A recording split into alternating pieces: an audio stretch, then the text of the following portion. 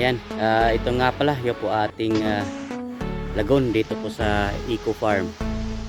At nung araw po yung may ano po roon, inlet, may tubo po roon, yung tubig na pumapasok po dito nung araw po tubig lagoon galing po sa kabilang farm. Sa ngayon po nagpapasok po tayo ng tubig gagaling po sa sapa. Kung makikita ho ninyo, may hose po riyan, yung kulay berde. Yan po may tubig po lumalabas yan, ang gagaling sa doon sa sapa, sa likod lang po nito. At sa ngayon rin po nililinis po natin yung paligid po dito sa ating mayroon nang nasira po doon kasi yung baha po nung bagyong Tino dito po nanggagaling yung nagiba na bakod po riyan. Diyan po yung malakas na tubig, kaya yung po ating dito po ang dami pong po rito. Nung araw po punong-puno po ito sa dumi ay yung gapnod. Ayan, at yung nalaglag nga yung ating liner po riyan, buti hindi na punit. At sa ngayon po yung gagamitin nating tubig pabaha pansamantala, ito lang humulang tubig sapa.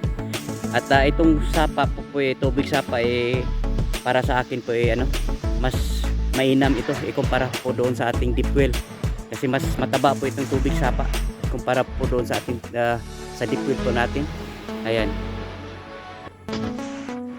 yan mga paryente, sa ngayon po nagpa-pump po tayo ng tubig magmula po rito sa sapa at dito po natin dadalhin sa ating lagoon po rito sa loob po ng Eco Farm.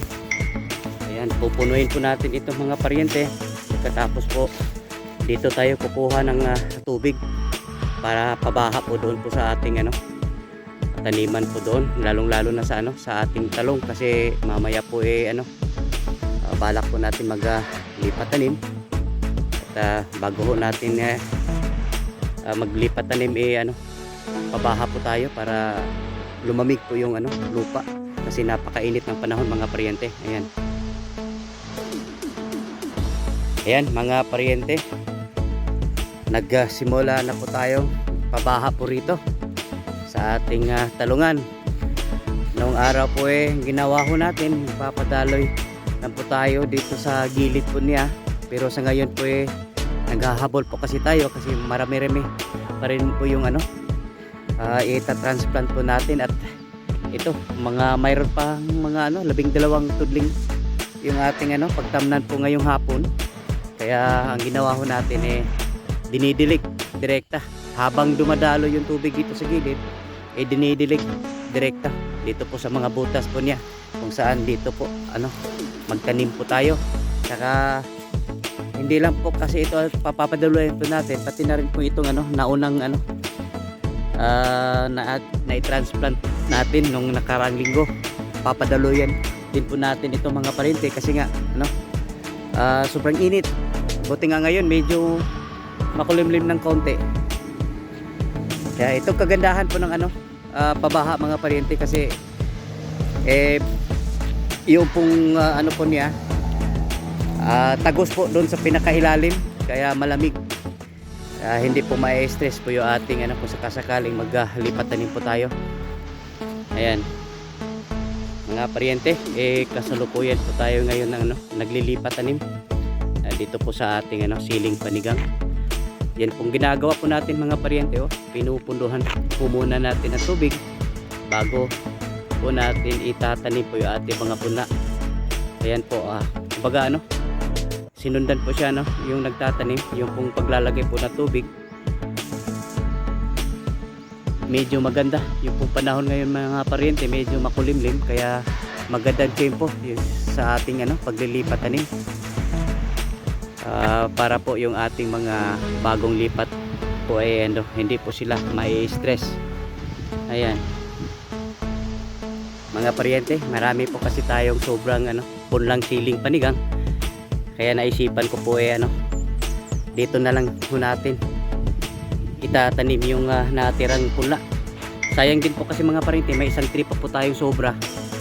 At kinausap ko na si kasamang Sydney kasi siya rin naman pong laging nandito.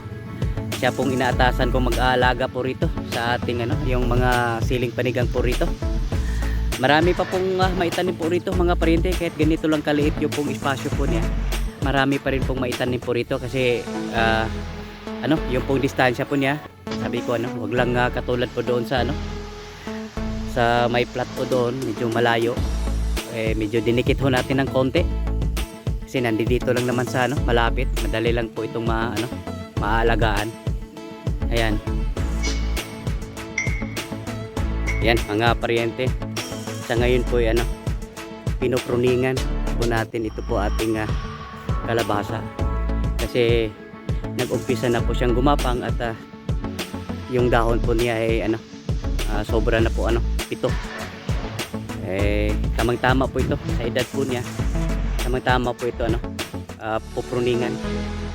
Yung pong tatanggalin po yung pinaka-talbos po niya para madali lang po siya magsasanga po siya at madali lang po siyang kumakalat at tumarami.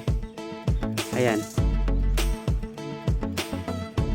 Yan mga paryente, update po tayo dito po sa kalipat tanim lang na talong. Ang edad po nito ay 5 days after transplanting.